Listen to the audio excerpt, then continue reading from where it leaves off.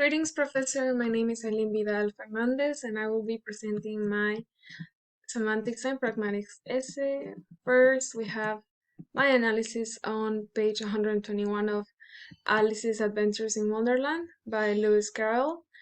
And here we have the main concepts that I analyzed were utterances, implicature, dynamic situation types, tense, aspect, speech hacks and indirect speech hacks. They are clearly stated in this in the analysis, and I use the concept. Then I try to find as many examples as I could. So then we go to the essay.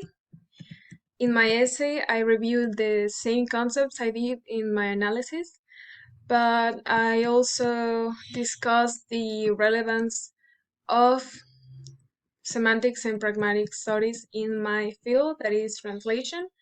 Um, I also discuss why these skills and abilities can help me in my task as a translator. And these are my conclusions. Uh, my suggestions for the class are to have more interactive activities between students and to also add some more real material into the class, such as movie scripts, books, or conversations, real life conversations, so we can better grasp the concepts of the class. But overall, the activities very were really nice, very nicely designed.